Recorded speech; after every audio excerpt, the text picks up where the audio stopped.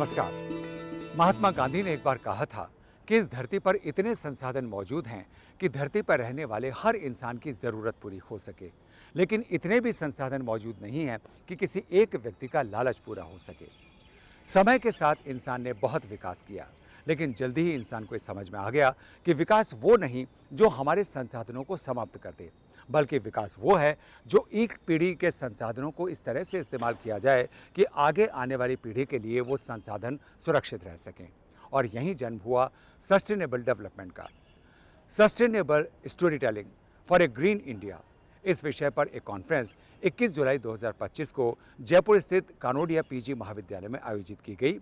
आइए आपको लिए चलते हैं उस कॉन्फ्रेंस की तरफ और जानें कि पर्यावरणविदों और विशेषज्ञों का क्या कहना है सस्टेनेबल डेवलपमेंट के बारे में।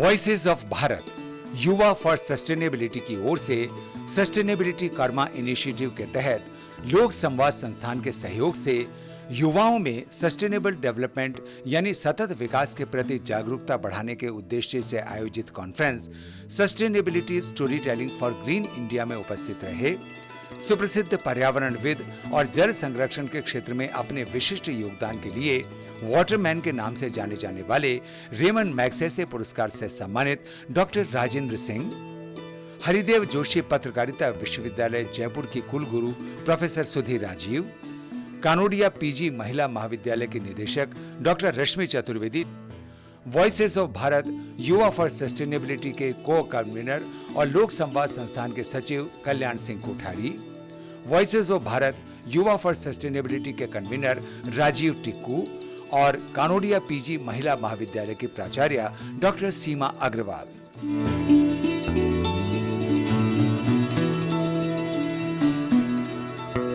कॉन्फ्रेंस का उद्घाटन दीप प्रज्वलन के साथ हुआ।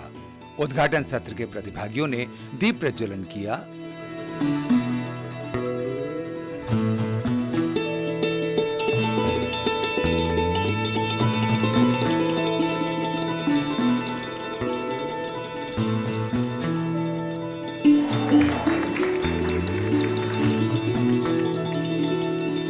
सेमिनार के प्रारंभिक चरण में voices of Bharat sustainability Karma युवा फॉर सस्टेनेबिलिटी की गतिविधियों को एक फिल्म के माध्यम से प्रदर्शित किया गया। Not through fear, but through creativity, clarity, and community. The climate crisis is not a distant concern. It's here in our air, our water, our fields, and our cities. Doctor Seema Agarwal, प्राचार्य Kanodia PG महिला महाविद्यालय ने अतिथियों और conference में आए प्रतिभागियों का स्वागत किया। So first of all, I thank Shri Kalyan Kothari ji that they have started this campaign of Yuva Bharat sustainability mobilization in young minds. So we are very honored that this campaign has been started from our college. So sir, on behalf of all student teachers of Kanodia College, a very much thanks for choosing us. Sir is the inspiring personality, energy source for entire this program.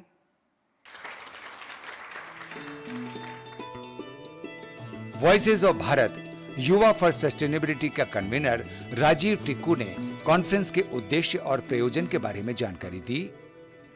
When we started this Voices of Bharat Yuva for Sustainability campaign, the idea was not to make journalists, the idea was not to make sustainability professionals, the idea was to mainstream the sustainability conversation in day-to-day lives so that this becomes a part of the lifestyle. And the trigger was that all the younger generation, all the students, they are very good at digital media, they keep on generating lots of content. And we thought if they could just get a bit of an orientation into sustainability issues, probably they can integrate sustainability into what they're already doing and thereby launch a movement. And it has picked up much faster than we thought it would. And it also aligns with the PM's National Mission Life, Panch Amrit and net zero targets and SDGs also. That way it's part of a national as well as a global movement actually. And what we expect to do is that we will be orienting students on issues related to sustainability through webinars, workshops, conferences. First inaugural conference, we're delighted to be here, and through master classes. And in the process, we'll help them to enable them, provide them a platform to generate digital content, which could be in the form of reels, videos, podcasts, or simply shorts. So those products will be produced by them, which will be finally assessed by a jury, and will be also conducting another bigger event like this, where we'll be awarding those students with the prizes as well as further opportunities in engaging with the companies who are supporting us. I'm very happy to report that we have best sustainability people in the country who agree to deliver master classes, the best domain experts who agree to deliver the webinars, and we're already partnering with around 20 universities and colleges from all over the country. And 10 of them are already, 9 of them are listed there, who have already completed the formalities. So we will be going from campus to spread the message. Kanodia PG महिला महाविद्यालय की निदेशक doctor रश्मि चतुर्वेदी ने पर्यावरण संरक्षण के बढ़ते महत्व पर अपने विचार रखे। प्रोफेसर सुधीर राजीव, राजेंद्र सिंह जी, श्री टिक्कू साहब, Shri KL Kothari Sahab, and Dr. Seema Agrawal. And to be the first speaker is a privilege, because then you are not bound by the constraints and the limitations of a seminar. You can say anything that you wish to say, although Mohita has given me a subject, women's participation in environment conservation. We have here the functionaries, the researchers, the visionaries who are working for environment. But if we go down history, women have always been the first to conserve culture and nature both. But the position has reversed today, that we have to think of women's participation. They were the pioneers in, as far as nature and culture, conserving that was concerned. The reason is that the idea of progress, the idea of development, the idea of progress and development, it all came from the West. And we have, in order to compete with the world, we have to follow that idea. And in that idea, especially as I've said it earlier also, religion, especially in Bible, the Old Testament, Genesis of Old Testament, which tells men to dominate nature. And this is from where the idea of development began, and initially it was how to tame nature. Everything that was done was to tame nature, right from industrialization to even modern technology, everything. You are all following the theories of nature, the practices of nature, but you are trying to dominate it. So this very idea came from the West, and with this came the idea of dominating women. इसके बाद उद्घाटन सत्र को संबोधित किया हरिदेव जोशी पत्रकारिता विश्वविद्यालय के कुलगुरु प्रोफेसर सुधीर राजीव ने। प्रोफेसर सुधीर राजीव ने जल संरक्षण के परंपरागत साधनों का उल्लेख करते हुए जल संरक्षण में महिलाओं की भागीदारी को महत्वपूर्ण बताया। Friends, I have grown up in Jodhpur, and it is a water scarce city. So मैं देखती थी कि मेरी माँ किस तरह, मैं आज से कम से कम 20 साल 25 साल पहले की बात कर रही हूँ, कि किस तरह वो पानी के घड़े इकट्ठे करवा के रखा करती थी, और उस पानी को यूज करने के लिए I think there was something like a ration in her mind कि इतना पानी यूज होगा, क्योंकि पानी 2 दिन में एक बार आया करता था। जब मैं नेबार्ड में गई, फुलब्राइट फेलोशिप पे मैं यूएस में जब थी, तो जब यूएस से फुलब्राइटर्स आए थे, तब हम उनको नेबार्ड में लेकर गए और यकीन मानिए कि जो गांव की औरतें थी उन्होंने कहा पानी का काम हमारा है क्योंकि हम खींच के लाते हैं। मेरे ससुराल में पानी 25 किलोमीटर दूर से घर में आया करता था, मतलब है नहीं, आया करता था। तो मैं जानती हूँ कि किस तरह मदर्स सस्टेनेबिलिटी के पाठ अपने घर में अपने बच्चों को पढ़ाते हैं। तो आपकी, क्योंकि ये महिलाओं की कॉलेज है, गर्ल्स की कॉलेज है, और आपने गणेश जी के साथ ये चालू किया, मैं निश्चित रूप से हरिदेव जोशी यूनिवर्सिटी में भी इसको चालू करना चाहूँगी। Although the consumption of bottles is very limited in our campus. We bring our own water bottles. But yet, it is a very good initiative, and as mother, as someone who wants to look after, set up the tradition of sustainability, I would definitely want that we move on this path. Conference के उद्घाटन सत्र में मुख्य उद्बोधन दिया सुप्रसिद्ध पर्यावरणविद और Raymond Magsaysay पुरस्कार से सम्मानित डॉक्टर राजेंद्र सिंह ने। डॉक्टर राजेंद्र सिंह ने कहा कि सतत विकास कोई नया कॉन्सेप्ट नहीं, बल्कि हमारे भारत की सनातन परंपरा है। उन्होंने जल संरक्षण के सामने आने वाली चुनौतियों और इनके समाधान के बारे में विस्तार से बताया। भारत के सदाचार में और व्यवहार में जो सस्टेनेबिलिटी है वो उसके व्यवहार में इनबिल्ट थी, लेकिन इस मॉडर्न एजुकेशन सिस्टम ने, खासकर वेस्टर्न एजुकेशन सिस्टम ने, वो जो हमारे व्यवहार की और सदाचार की गहराई थी उसको डिसइंटीग्रेट कर दिया, टुकड़ों टुकड़ों में बांट दिया। साइंस विदाउट सेंस है, उसमें हम कैलकुलेशन और डेटा की इक्वेशन में फंसे रहते हैं, हर वक्त केवल डेटा डेटा डेटा, और उसमें से एक न्यू इक्वेशन फ्रेम करते हैं। लेकिन साइंस की जो सेंस है वो तो हमें प्रकृति के साथ जोड़कर, प्रकृति के साथ, नेचर के साथ हमारे व्यवहार में लाने की कोशिश करती है। लेकिन हमने, हमारी इस मॉडर्न एजुकेशन सिस्टम ने हमें हाथ से काम करना छुड़वा दिया। अब हम प्रकृति में रहकर प्रकृति के साथ काम कर सकें वैसा हम नहीं करते। इसलिए इस वक्त जो इस दुनिया के सामने क्राइसिस है वो रियली क्लाइमेट चेंज और ग्लोबल वार्मिंग, ये भी एक फैशनेबल जार्गन है, लेकिन इसको भारत के लोग बहुत सरलता से कहते हैं कि जब जल और वायु के व्यवहार में परिवर्तन होने लगे, जब जल और वायु का व्यवहार बदलने लगे, वर्षा का चक्र बदल जाए, तापक्रम बदल जाए, तब इंसान पर संकट आता है। कॉन्फ्रेंस में भाग लेने आए के गणेश ने कॉन्फ्रेंस में बड़ी संख्या में मौजूद छात्राओं के भाग लेने पर प्रसन्नता व्यक्त की और वेस्ट मैनेजमेंट पर अपनी राय रखी। I am indeed have great pleasure to be here today for this sustainability conference which is happening in this college. So youths are the leaders, and in the country, if you see, we have 68% of the age group 35 below. So that means we have a big youth strength in the country. With this youth taking them forward, we need to be collaborating from the industry side. So we thought from the industry and academia side there should be collaborations for green growth. Green growth is related to the waste management and how the waste is being handled and then getting recycled.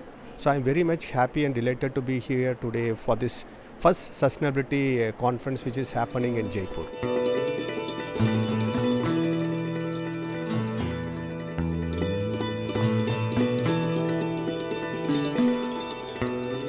Conference का अगला सत्र था building youth industry synergy for green growth.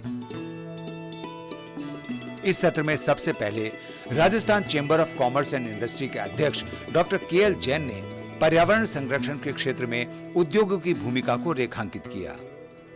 इस विषय से संबंधित 3-4 बातें हैं। क्लाइमेट चेंज के साथ साथ युवाओं को जोड़ना, उनके जॉब के लिए ट्रेनर्स ट्रेनिंग प्रोग्राम जिस प्रकार होता है उसकी संरचना करना, वो किस प्रकार संभव हो सकती है, कौन से वो क्षेत्र हैं जहां वो जुड़ सकते हैं, राजस्थान के संदर्भ में हमारे जो थर्ड सेक्टर्स हैं जिनमें उनका जुड़ाव संभव है, renewable energy, India is targeting 500 gigawatt of non fossil fuel based capacity by 230. Solar, wind, hydropower projects are growing rapidly. इसी सत्र में एक संस्थान के India country head Pratyush Thakur ने पर्यावरण और ऊर्जा क्षेत्र में तकनीकी परिवर्तन और विकास पर प्रकाश डाला। As I see, this is about storytelling. So let me start with an anecdote with my own life, and very, very different from what you've heard so far, or probably you will hear. I'm probably the black sheep here, the only business guy sitting amongst the sustainability professionals, but probably that's what you are looking forward to. So I was few months back in a social gathering. I was interacting with a few people, and everyone was asking, what do you do? Someone said, I work for Microsoft, doing something big in AI. Someone said, I work for Broadcom, making the next chip for AI. And I said that I'm saving the world, but making some money on the side. इसी सत्र में एक निजी पेयजल company के director sustainability and corporate affairs के गणेश ने सतत और स्थायी विकास की दिशा में कॉर्पोरेट सेक्टर की भूमिका और प्रयासों की चर्चा की। In fact, sustainability, when we speak about sustainability, there are lots of things to speak about. Morning, Mr. Rajendra Singh has spoken about the water part, because he's been a waterman, and then he was speaking about water. We as a company, we are working with lots of projects. One is on the plastics and water project, and for the plastics, we have been associated with this campus for the last 6 months. And we are happy to say that we are collecting more than 100 kgs of plastics, and then we are sending it for recycling. एक संस्थान की head of global communication Neeru Dhawan ने स्वच्छ पर्यावरण के लिए packaging sector की ओर से किए जा रहे प्रयासों और नवाचारों के बारे में जानकारी दी।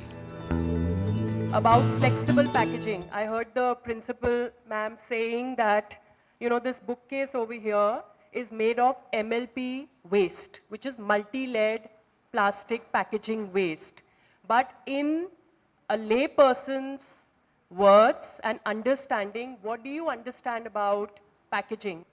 So packaging is the means of taking, you know, essential items to the end consumer, right?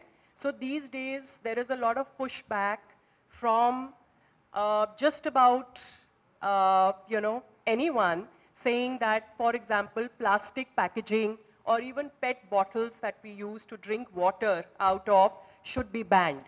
But we have to understand that plastic is there in our daily use. एक निजी संस्थान की ओर से महिला और बाल कल्याण के क्षेत्र में किए जा रहे कार्यों और प्रयासों की जानकारी दी संस्थान की head of operations Priyanka Sharma ने।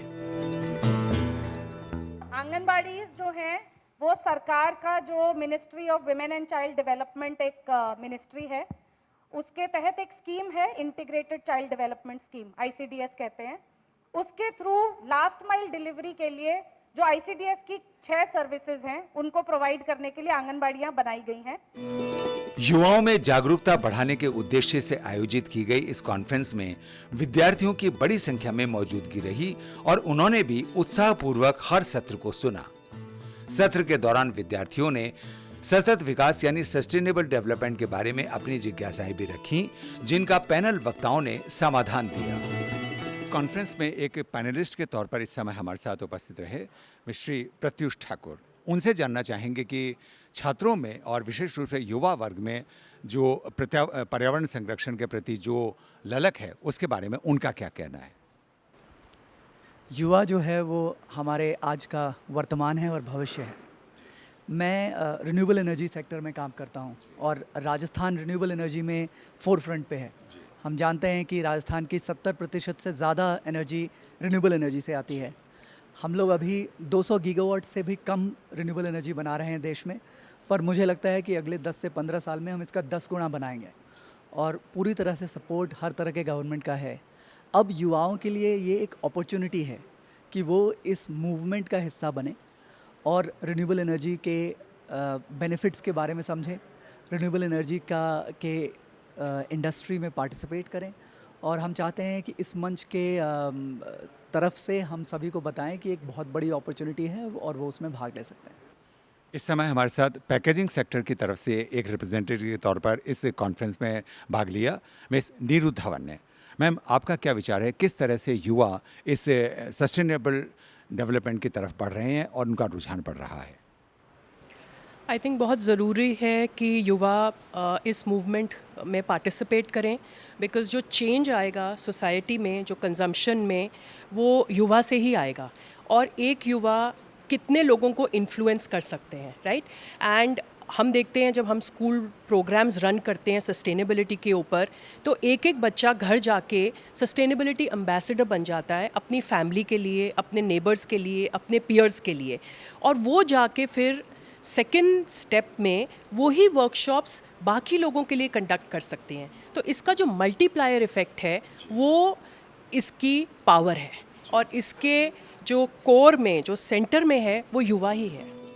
कॉन्फ्रेंस के अगले सत्र का विषय था harnessing communication for sustainable future. सत्र को संबोधित किया स्वतंत्र पत्रकार नैना गौतम ने। उन्होंने अतीत से अब तक सस्टेनेबल डेवलपमेंट यानी सतत विकास की यात्रा को एक कहानी की तरह प्रस्तुत किया। नैना गौतम ने इस कॉन्फ्रेंस को एक उत्साहजनक अवसर बताया। सस्टेनेबिलिटी कर्मा ने लोक संवाद संस्थान के साथ एक इनिशिएटिव लॉन्च किया है, voices of Bharat youth for sustainability. इस सस्टेनेबिलिटी की ये पहल है कि ये यूथ को डिजिटल मीडियम से और किसी भी मीडियम से वो डिजिटल स्टोरी टेलिंग्स लिख सकते हैं और उससे क्लाइमेट एक्शन में अपना योगदान दे सकते हैं। कॉन्फ्रेंस का अगला सत्र सस्टेनेबल डेवलपमेंट यानी सतत विकास में मीडिया की भूमिका पर आधारित था। Creating digital narrative for a greener tomorrow, इसे संचालित किया मनीष शर्मा ने। इस सत्र को संबोधित करने वाले मीडिया कर्मी थे doctor Arvind Kalia, national head mentoring Rajasthan Patrika, Amit Sharma, state video head Dainik Bhaskar, Purushottam Diwakar, photo journalist India Today group. इस अवसर पर ग्रामीण लोक कार्यकर्ता चक्रवर्ती सिंह ने द्वितीय विश्व युद्ध से जुड़ी एक प्रेरणादायक कहानी सुनाई और कहा कि राष्ट्र निर्माण और राष्ट्र विकास में एक छोटे से इंसान और आम आदमी का योगदान भी महत्वपूर्ण होता है। Sustainable story telling for green India, इस कॉन्फ्रेंस के आयोजक मॉडरेटर श्री राजीव टिक्कू इस समय हमारे साथ हैं। हम उनसे जानना चाहेंगे, सर क्या उद्देश्य है इस कॉन्फ्रेंस को आयोजित किए जाने का? इस कॉन्फ्रेंस का उद्देश्य ये है कि जो हमारे युवा है वो सस्टेनेबिलिटी इश्यूज़ के बारे में जाने, उनके बारे में प्रचार करे और उसको अपनी लाइफ में इंटीग्रेट करे, उस पर अमल करे, ताकि हम एक ग्रीन इंडिया की तरफ बढ़े।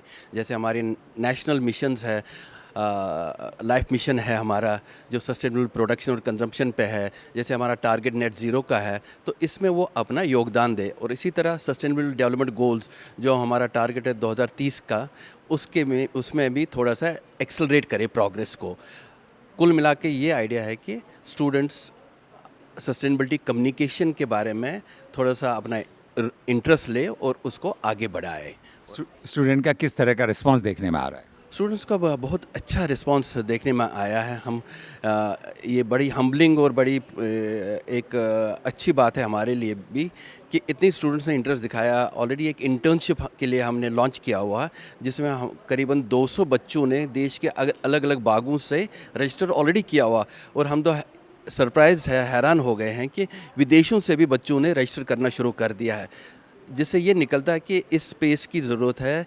बच्चे काम करना चाहते हैं, जानना चाहते हैं, डिमिस्टिफाई करना चाहते हैं इश्यूज़ को। तो ये हमारे लिए बड़ी एक एनकरेजिंग बात है। पर्यावरण और सतत विकास से जुड़ी इस कॉन्फ्रेंस में इस समय हमारे साथ हैं लोक संवाद संस्थान की ओर से श्री कल्याण सिंह कोठारी। सर, इस कॉन्फ्रेंस के उद्देश्यों के बारे में कुछ बात बताइए। किन उद्देश्यों को लेकर के इसको कॉन्फ्रेंस का आयोजन किया गया है? हम लोग सस्टेनेबिलिटी पे पूरे देश में विभिन्न विश्वविद्यालयों के यूथ को जोड़कर एक अभियान चलाना चाहते हैं जो पूरे वर्ष तक चलेगा और करीब 1 करोड़ विद्यार्थियों और यूथ को इस अभियान से जोड़ेंगे और हम लोग इस पर्यावरण संरक्षण के लिए जागरूक करेंगे। किस तरह से युवाओं की भागीदारी देखी जा रही है इस पूरी मुहिम के अंदर? हम लोग देख रहे हैं कि डिफरेंट यूनिवर्सिटीज़ में जब हम लोग जा रहे हैं पूरे ऑल ओवर इंडिया, तो इस तरह के बहुत सारे हम कार्यक्रम करेंगे जिसमें हम लोग यूथ क्लब की भी एक संरचना करने का सोच रहे हैं और दूसरा इसको पर्यावरण और क्लाइमेट चेंज में किस तरह फ़र्क आ रहा है उसको हम लोग प्रैक्टिकल करके भी दिखाएंगे। जैसे खेजड़ी को बचाने के लिए 1700 शताब्दी में 360 औरतों ने पूरी जान दे दी पेड़ों को बचाने के लिए। तो इस तरह के जो ड्रामा हैं उनको भी हम ड्रामेटाइज करेंगे और यूनेस्को से संरक्षित लोक कला है मांगड़िया, रंगा और कालबेलिया, उस तरह का भी हम लोग प्रदर्शन करके इसको पूरे कार्यक्रम को किस तरह इंटरेस्टिंग हो सकता है उसकी कोशिश करेंगे और विभिन्न तरह पूरे साल इस तरह की कोशिश करेंगे कि स्टूडेंट्स को, यूथ को हम लोग 4 महीने तक ट्रेनिंग दे के उनको इस तरह का कैपेबल बना दें कि वो इंडस्ट्री में जाके इंटर्नशिप कर सके। कॉन्फ्रेंस के समापन सत्र को संबोधित किया विख्यात शिक्षाविद और राजस्थान विश्वविद्यालय जयपुर के पूर्व कुलगुरु प्रोफेसर राजीव जैन ने। और इस तरह समापन हुआ conference sustainable story telling for a green India का, इस उद्देश्य के साथ और इस संदेश के साथ कि अगर हमें इस पृथ्वी पर एक सतत विकास की प्रक्रिया की ओर बढ़ना है तो उसमें युवाओं की बहुत महत्वपूर्ण भागीदारी रहने वाली है, तभी हम एक सस्टेनेबल डेवलपमेंट, सतत विकास के लक्ष्य को प्राप्त कर सकेंगे और हमारे प्रकृति, पर्यावरण और इस धरती को सुरक्षित रख सकेंगे। नमस्कार।